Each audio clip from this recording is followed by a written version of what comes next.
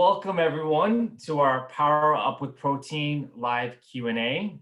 This is one of our many activities as part of Men's Health Week. So today we'll be doing a live Q&A, all questions about protein and just healthy eating in general with our three panelists. Before I introduce the panelists, I would just like to go over a little bit about WorkWell NYC. So WorkWell NYC seeks to create workplaces that help employees live healthy, active lifestyles and to provide health and well-being services, programs, and resources at the worksite and beyond. As you can see, we have 4 different buckets. We have our Move More. The Move More program creates resources and opportunities to help city employees get moving wherever they are. Our Be Well program improves the emotional, mental, and social well-being of city employees through the provision of workplace programs and resources. Our Take Action program makes preventing illness easier by offering workplace screenings, vaccinations, and other helpful tools. And finally, our Eat Well program, which is what we're here for today. The Eat Well program provides fun and practical tools, activities, and tips to take the mystery out of healthful eating. As part of this program, you can see we offer different challenges like the 5-a-day fruit and vegetable challenge. In July next month, we'll be having a hydration challenge to encourage participants to drink more water, so look out for that. And another popular program is WorkWell partners with WW, which is Weight Watchers Reimagined. We offer membership discount to all city employees. And right now, WW is still running, even if we're not necessarily at the office. You can participate via the app and also through virtual workshops. So again, I'm the moderator, Daniel Calder. I'm the citywide wellness coordinator at WorkWell NYC.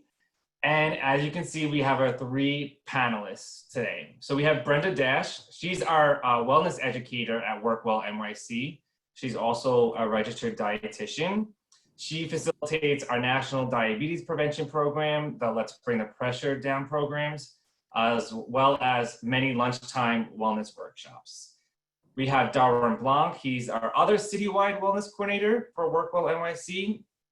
He's a certified health coach and fitness enthusiast with several years of experience and knowledge in nutrition and muscle building. So you may have seen Darwin's boot camp class this past Monday.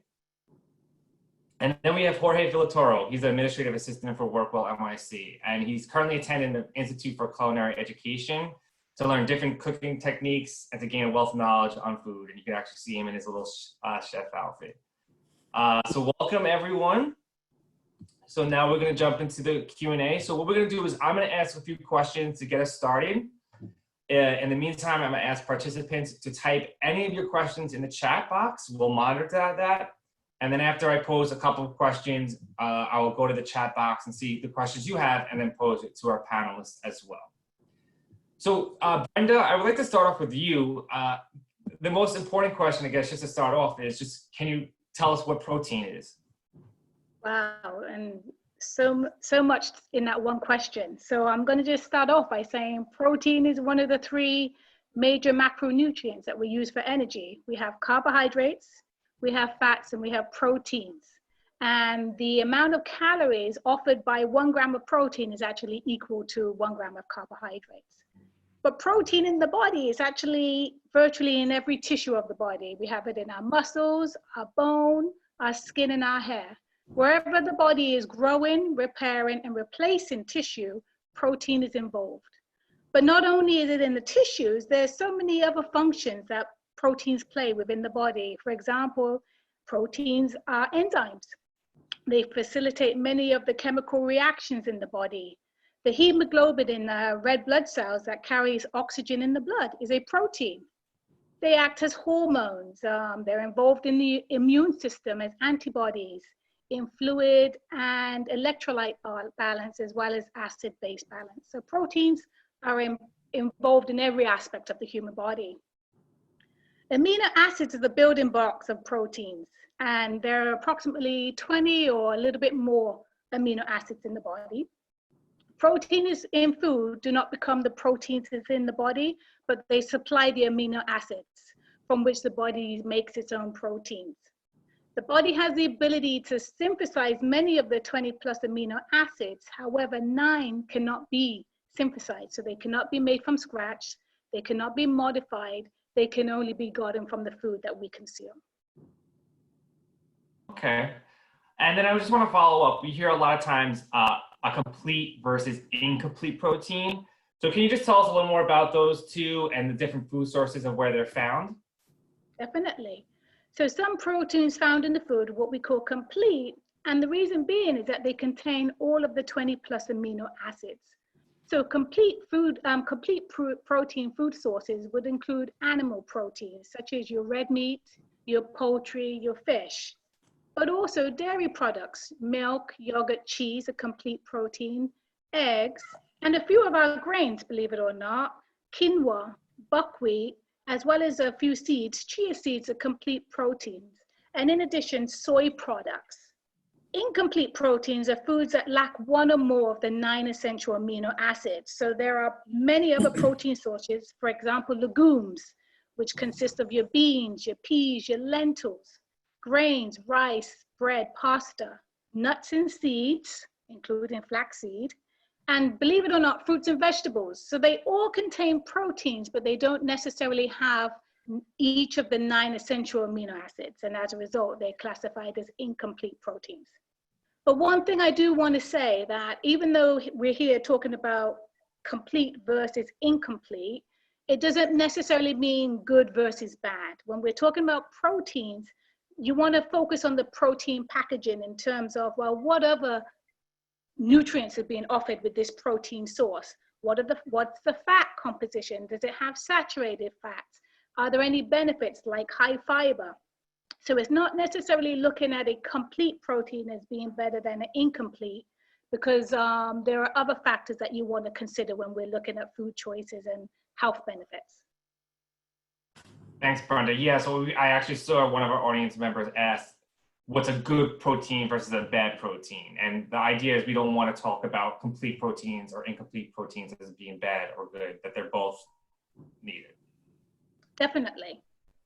A lot of the incomplete proteins, for example, contain fiber, and fiber is one of the benefits of a healthy diet. So that would be considered a positive or a good protein choice. Okay, great, thank you. So Darwin, I would like to move on to you. I've already seen questions people have asked, and you hear this a lot, like, why is protein especially important for people engaging in robust exercise or people who want to build some muscle?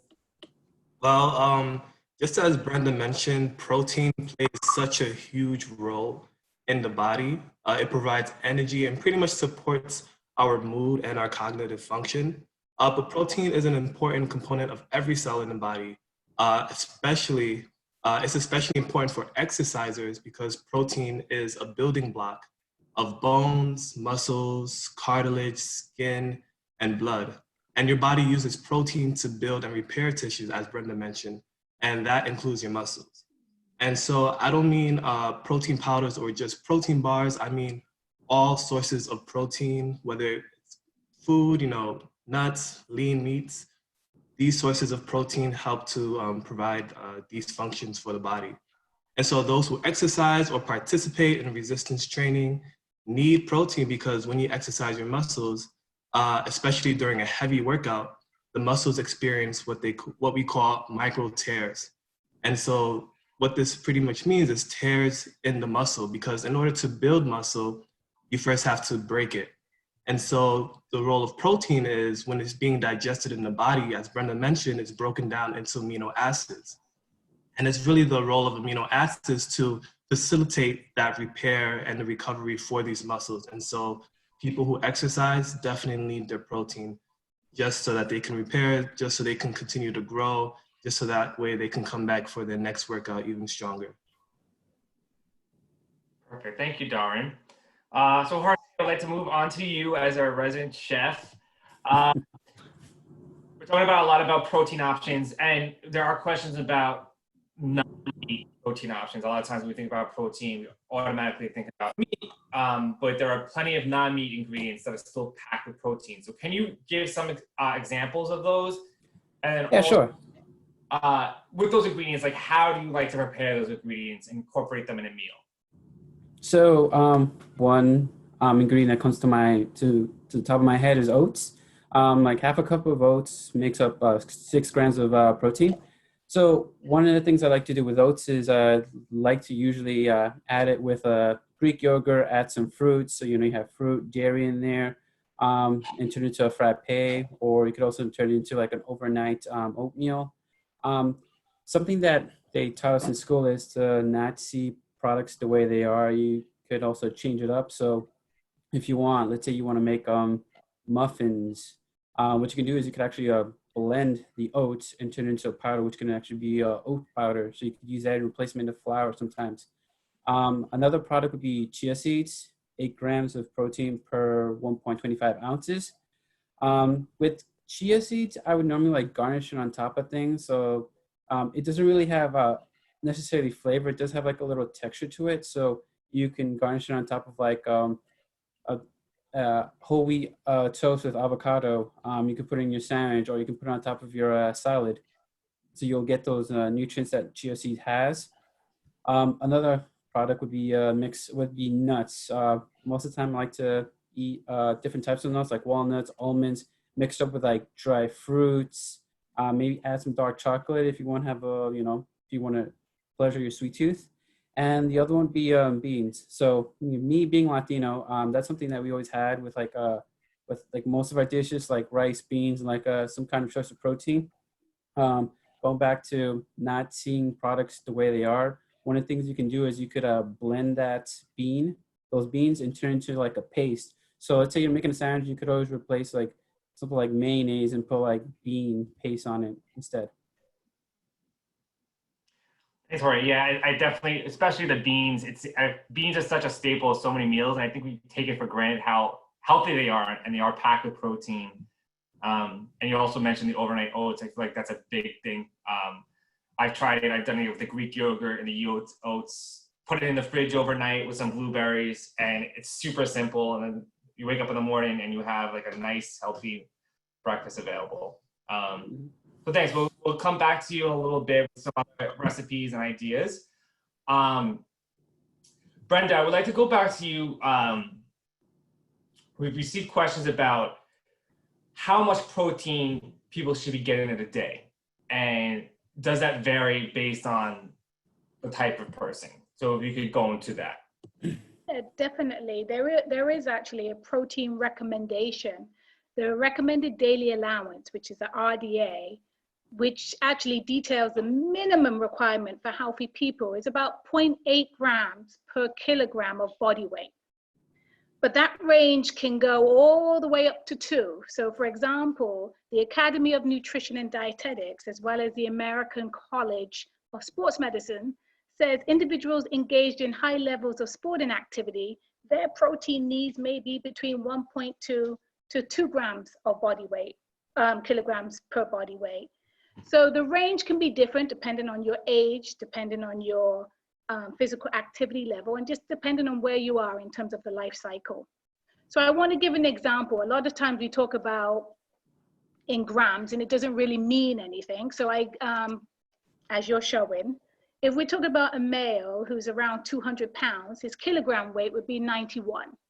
So if he was very physical active, his protein needs would be between 1.2 to 2 grams per kilogram, which would give him a protein amount of 108 to 181 grams per day. Compared to a sedentary male, his protein needs would be around 71 to 91 grams. Now, as you had noted in the previous slide, when we talk about grams, it seems like a lot, but for example, this morning I had just 4 ounces or 7-ounce tub of Greek yogurt, and in that one container, there was 20 grams of protein. And that was just, and then I added some granola, which would have given it maybe 2 additional grams of protein.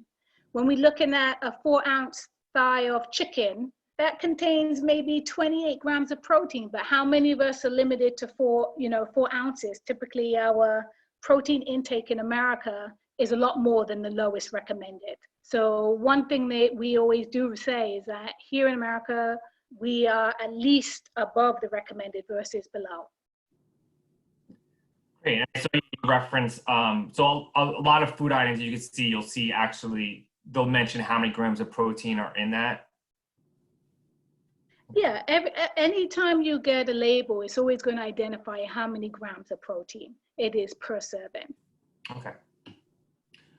Great. And then we've received questions about specifically those who may be on a vegetarian or vegan diet, if they could get the recommended amount of protein, daily protein a day. Is that possible? Definitely. As I had said previously, all foods contain proteins. It may not necessarily be complete proteins, but definitely incomplete in terms of per food item.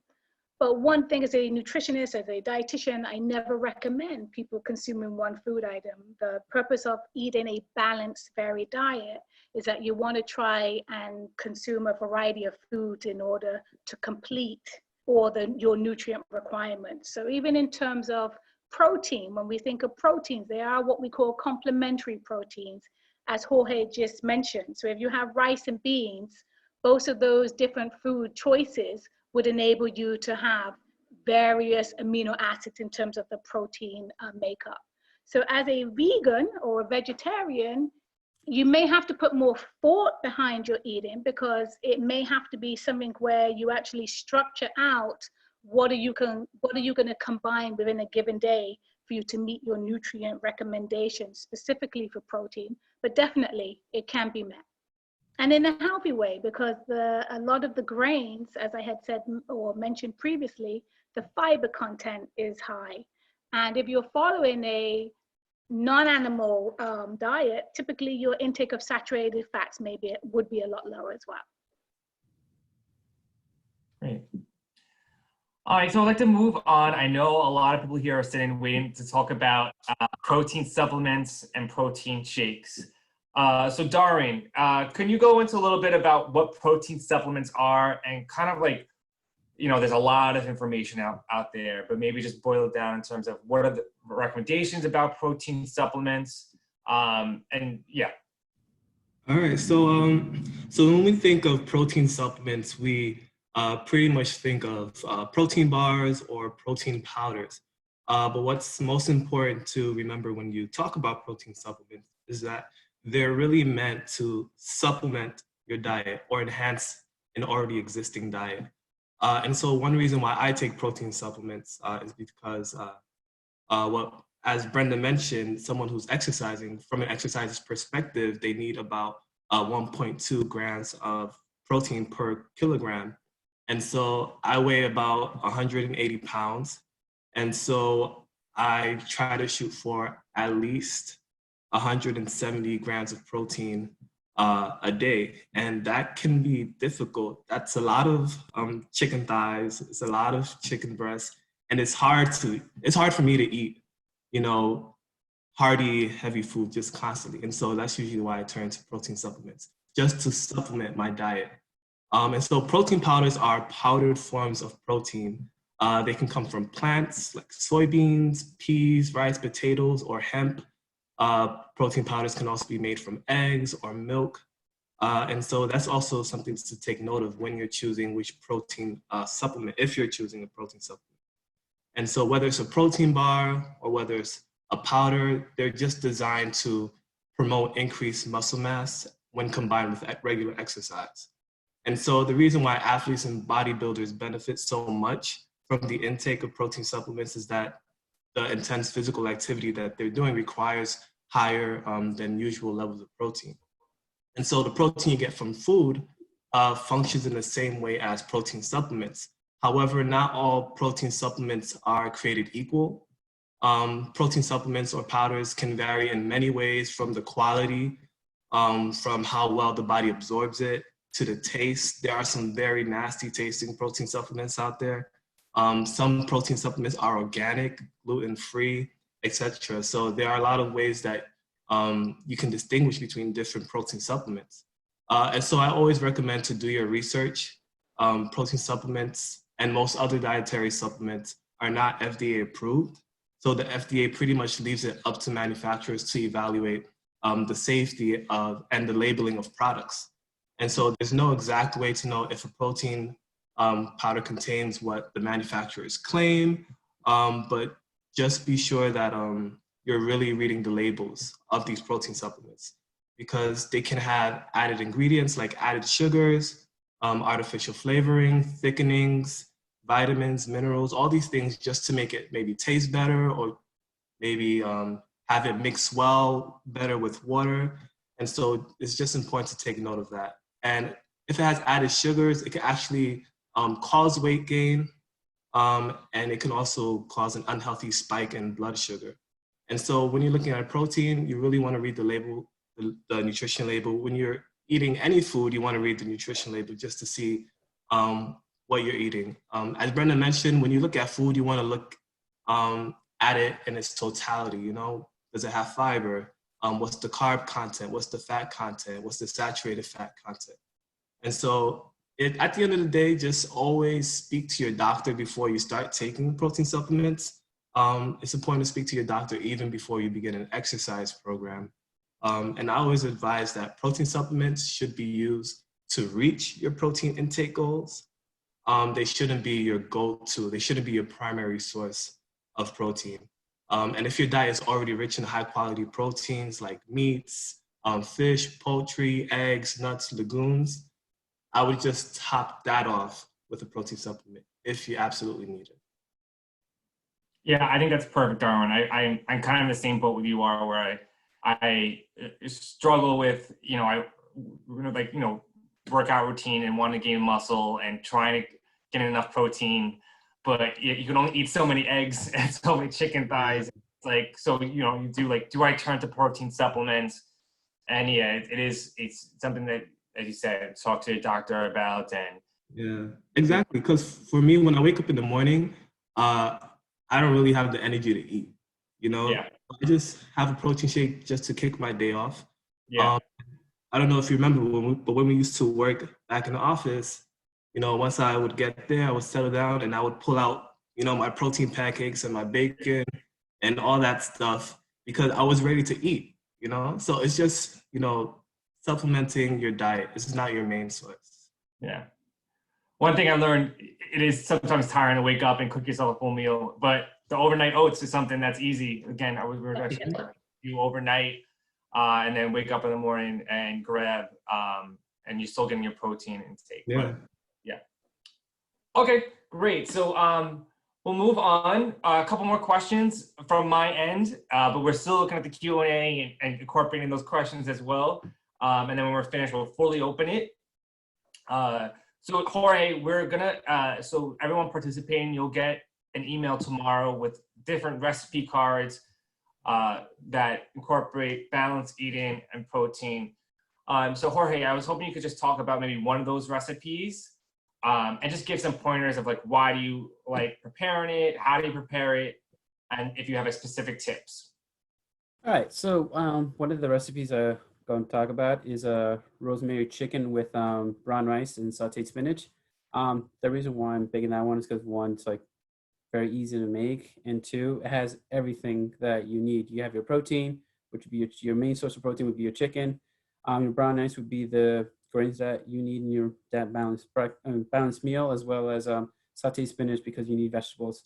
Like I said, it's just easy. You just need a frying pan, salt, pepper, both sides of your chicken. Obviously, you have to pat it down, make sure it's clean. And then mince up a little bit of rosemary, mix it with olive oil. And then if you have a baking brush, just slather it all over both sides of the chicken. So what will that do is you don't have to worry about putting oil onto the pan now. And it's just an easy, just crank it up high for the first minute, just so when you're cooking it, you're developing like a crunchy thin layer, and then lowering the heat down and giving that one side a chance to fully cook, and then you flip it over and do the same thing. Brown rice pilaf. So that's, like I said, easy. Get a pot, chop up your white onions, and cook that until it's translucent. And then before you do that, obviously you clean your brown rice. You're putting your brown rice in there and mix it with the sweated onions, and then add your chicken stock. So most people would use water, but I would like to, use stock instead of water just to give it a little bit more flavor. So you don't have to go chicken stock. You could always put like beef stock or vegetable stock on there, and then season it with salt, pepper, boil it. And once your rice mixture is boiling, lower the heat down, let come into a simmer, and then cover it up. And then, check it, make sure that it's not sticking onto the pot, and saute spinach. Very easy. Just keep it on low, medium flame so you're not burning your spinach. Throw some oil. You'd be very surprised if you've cooked greens like I do. Green shrinks very fast. And add salt, some garlic, and then keep cooking it until it's very, very flexible. I'm starving now. Thank you. Sounds delicious. Yeah. And I know, there may be some people that are apprehensive about cooking. I think, Jorge, you would agree that people should have fun with it and try different spices and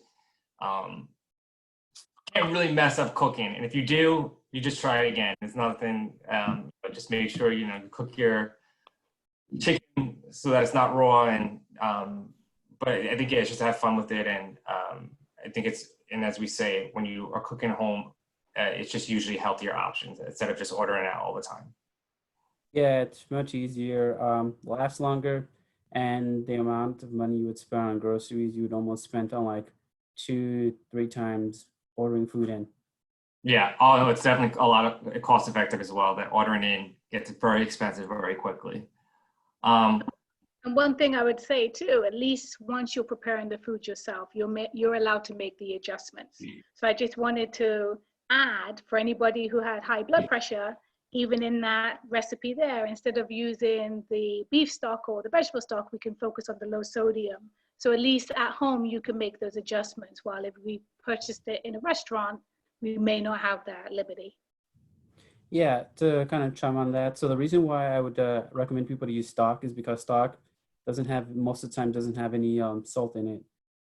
Some people will also see like broth. Broth does have seasoning in it, so yeah, you don't have control of how much sodium or things you want to add onto that broth. I mean, to that stock. Thank you. Great, thank you, Jorge. Okay, so about to open it up. We'll read the questions, but final question just for Brenda. We're talking about protein, but we're talking about healthy eating in general. So Brenda, I was hoping you could just quickly just give some pointers in terms of how our participants can just incorporate healthy eating in their lives in general. Well, one thing I always say is when it comes to eating, it's not just about the fuel. I started off this whole conversation and I said there's 3 macronutrients. We have carbohydrates, we have fats, and we have proteins. But the main thing is, number one, to look at why we eat. And you have to talk about culture, likes, dislikes, religion. There's so many reasons as to why we eat, as well as socialization. But in terms of getting the most out of the food we eat, you want to try and eat a variety of foods in a frequent basis. So for example, you want your plate, and when we say plate, your meal plate, to be balanced. So it needs to consume foods from each of the food groups. And if we're vegetarian, the vegetarian food groups. You want to monitor portions. You want to make sure you're including vegetable choices, both starchy as well as non-starchy vegetables. Protein, animal versus non-animal. And the reason I push protein in terms of the diet, and I know people always wonder, especially now with a lot of the pushing of the high protein for weight loss. Protein does so many things for us. It slows down digestion. It takes a longer time to digest. It enables you to feel full for a longer period of time. So you find that you don't necessarily snack on a lot of those unhealthy snack foods. And in people who have diabetes, it can help control, in addition to high fiber foods, which you find in your fruits and your vegetables, that post-meal spike in your blood sugar. So having a balanced diet, you find, is going to enable you to not only get your nutrients, but it's going to promote healthy eating overall. Perfect. Thank you, Brenda. That was a nice wrap up of everything. Okay, so we're going to open it up. I'm looking over the chats right now. One question that popped up and Brenda, so we'll just lead right into this. It's the vegan vegetarian diet. Like, and generally, I've seen a couple questions. Is it healthier to have a vegetarian diet versus vegan diets, or is it okay to incorporate some animal protein? What are your general? I think this is one of the questions where, as I stated, it's personal preference. If somebody's a vegan, then they're definitely not going to include animal products into their diet. So the key is, well, how can they get all their nutrients within the vocabulary of foods that they're deciding to eat? And the big thing in terms of protein would be definitely complementary proteins, where you're going to include a variety, especially and definitely try the quinoa if you have not, because again, we did say it is a complete protein and is high in fiber. In reference to health, studies have shown that a vegetarian diet, the intake of saturated fats are lower, which is healthier for your heart. However, if a person is a vegan and they're eating vegan muffins all day long, or they're snacking on vegan sweet foods, their particular diet may not necessarily be healthier than somebody who's incorporating animal products. So the key for every group, depending on what your specific overall vocabulary is or how you want to define your diet, is eating a varied diet that does include grains, it includes fruits and vegetables, and tofu if you're a vegetarian, or other protein sources. Okay. Yeah, no, it's funny. Like I had one friend and she laughed about this. She joked about it, but she realized, so she was a vegetarian, but she hated vegetables. So her main meal almost every night was cheese nachos. And she fully understood that this is not necessarily healthier. So it just, again, as you said, like you couldn't have a vegetarian diet, but not necessarily be eating the healthiest food out. But the healthiest choices within that vocabulary of food, yes. Yeah. So it's all about incorporating all the different food groups. It's variation and balance. As I said, even if I was to eat broccoli all day long, I'm not going to get all of my vitamins and minerals from that one piece of broccoli. So at the end of the day, you have to have a varied, balanced diet in order for your body to receive all the nutrients that it needs. Okay. And I just wanted to follow up with you, Brenda. This was also an interesting question. Can a person eat too much protein?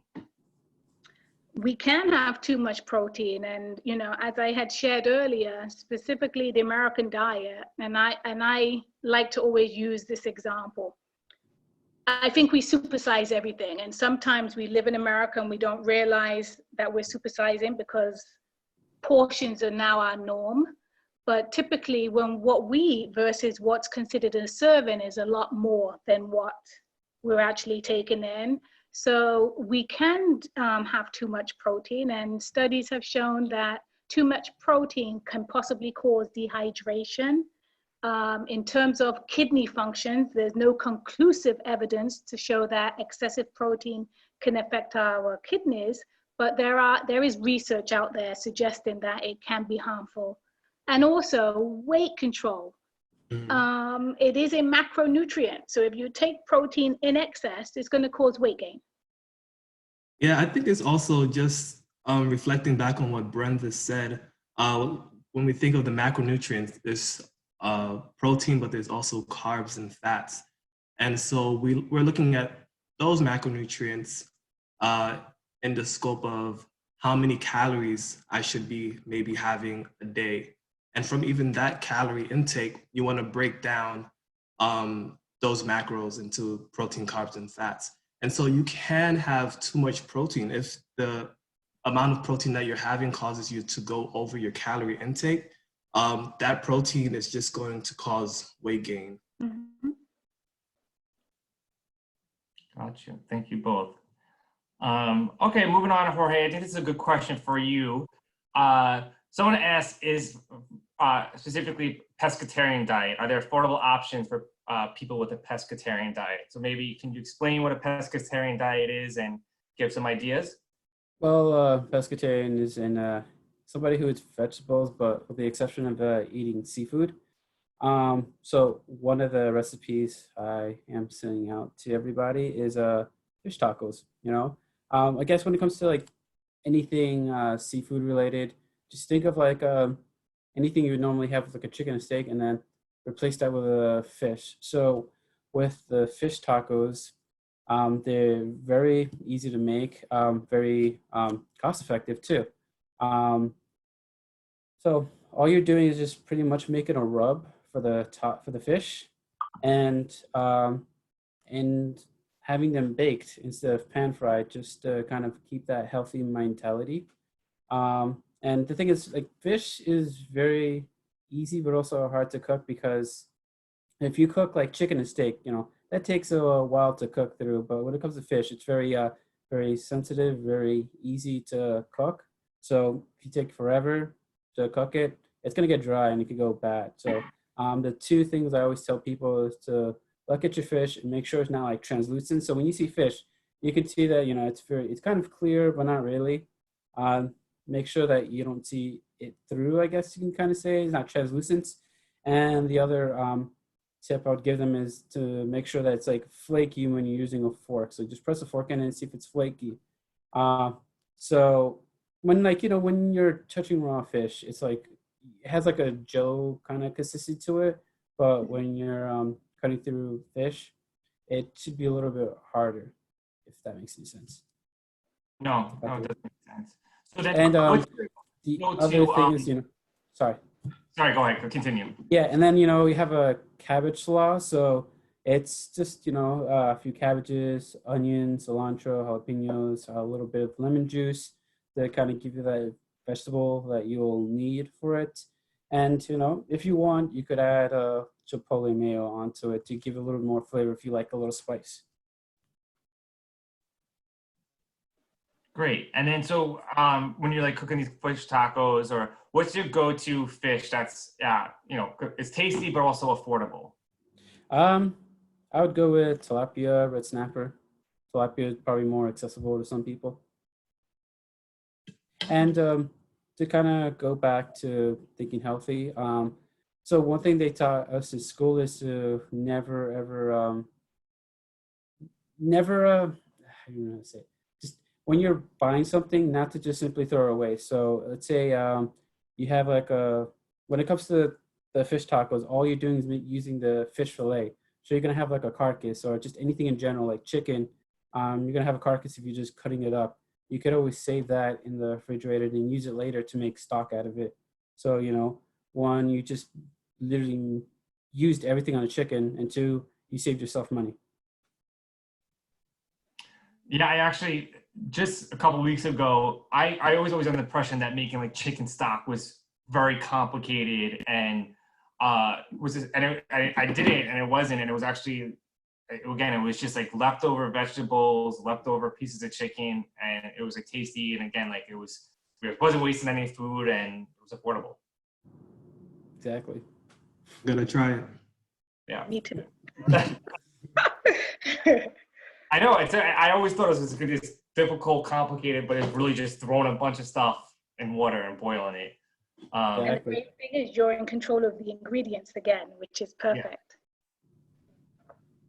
Okay, so we have more questions about working out and protein. So Darwin, if you could take this, and I've heard this question before. I think this is a common question in terms of when you should consume protein in relation to working out. So is it before, is it after, is it both?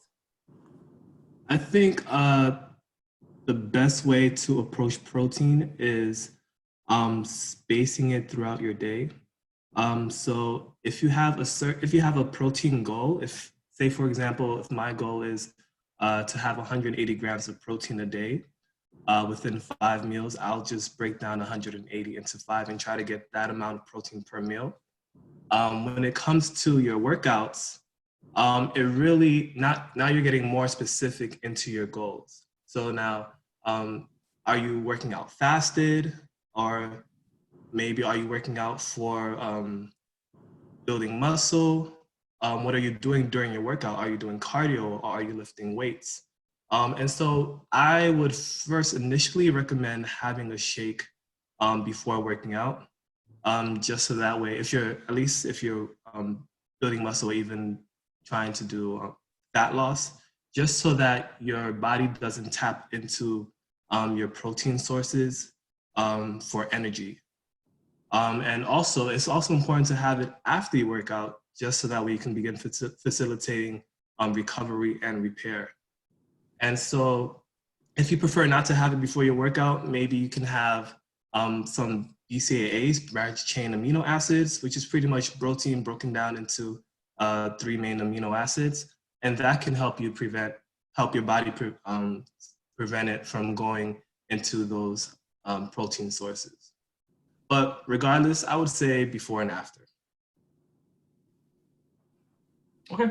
Yeah, I think, yeah, as you said, it's about spacing the day, and I've had experience where I don't know, I try not to eat too much before a workout. It's not the best feeling. So, but having a little bit of protein, I'll go to, yeah, even if it's just like eating an egg or two or something simple beforehand.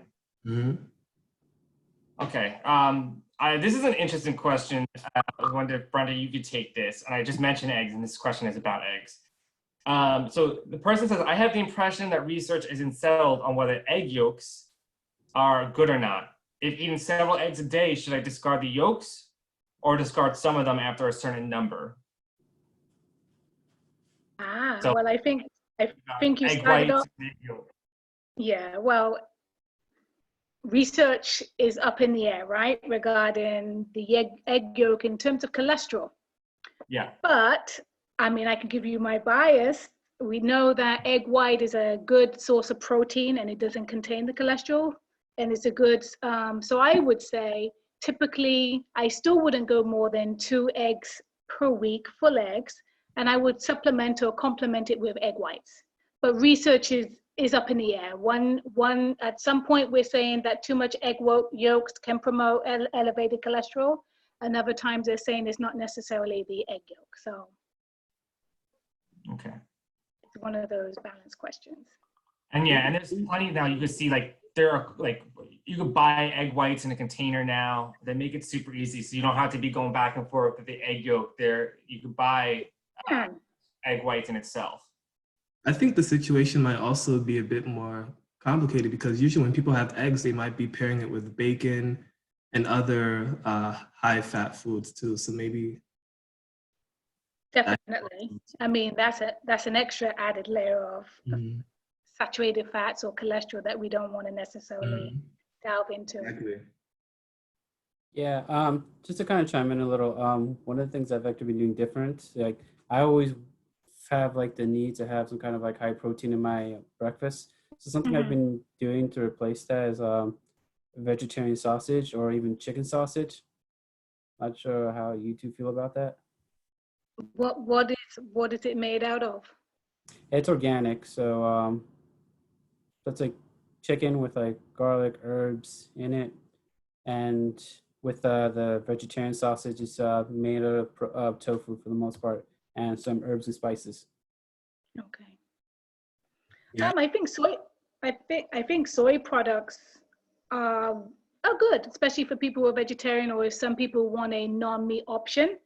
I would say with any packaged foods, and you may know more than me because I don't know the item that you're looking at, but sodium would be one of the things when I talked about protein packaging and seeing whatever nutrients as well as pluses or negatives it involves. So I would look at the sodium content per serving just to see how much that is.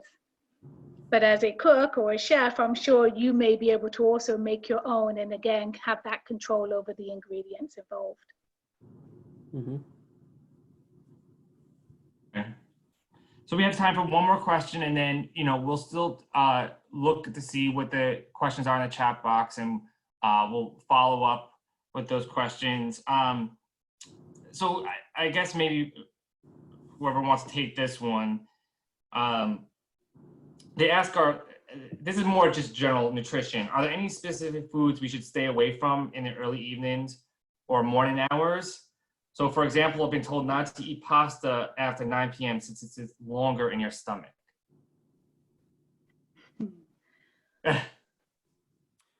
Well, doesn't red meat take longer to break apart? It does. I mean, I think there's so much information out there in terms of when should I stop eating, in terms of when I go to bed. Is it too late to have a certain kind of food item? I mean, again, I can say that and it could be my bias, I would say choose lighter foods in the evening. And again, number one, a lot of people may not necessarily want to go to bed on a heavy stomach, so it is more easily digested. In terms of pasta, how much pasta are you eating? What time are you eating it in reference to when you're going to bed? I don't know if there's necessarily a food item that is bad before you go to bed, but more so personally, how is your body tolerating it? And likewise for breakfast, there's some cultures that wake up and they have rice and beans and chicken for breakfast. And I must say, sometimes if I've eaten a nice meal the night before, I'll wake up and I have a small serving, and that's fine. It contains your starchy foods, it contains your protein, and it may contain your vegetable. I mean, we're so glued to thinking that cereal is the option to have in the morning, but macronutrients come in different forms. So sometimes it's not necessarily the type of food, but more so how you're tolerating it and what you're enjoying. Me personally, And that's my preference. yeah, me personally, throughout the day, I like to keep most of my, I guess this question is relating to pasta, so carbs. I like to keep most of my carbs earlier in the day, and as the day goes on, taper it down because my energy requirement decreases. Like in the mornings, I'm moving around a lot more, you know, could be maybe before I'm commuting, exercising, but during the late hours, I'm most likely just lounging. So I don't really have a necessarily need for that energy. So I usually just end my night with maybe like a protein meal or a cheese stick or something that's very minimal on the carbs, just because I don't feel like my body needs it. However, when I go to sleep, I wake up, I start my day with, you know, energy-rich foods. Great. Well, thank you, all three of you. You all came with really great information. This was really enjoyable, really informative. So again, thank you to the three of you for participating. It was a pleasure to do this. Absolutely. Thank you, Daniel. Thank you. Very enjoyable. Before we sign off, I just wanted to, if you're feeling inspired about healthy eating, we have a couple of different activities coming up. So we have the virtual cooking demo. That's June 24th at 5:30 p.m. And it's really cool. We have a chef demonstrate cooking really nice, healthy meals. So after work, you could sit down, unwind, and watch that and cook alongside or take the information moving forward.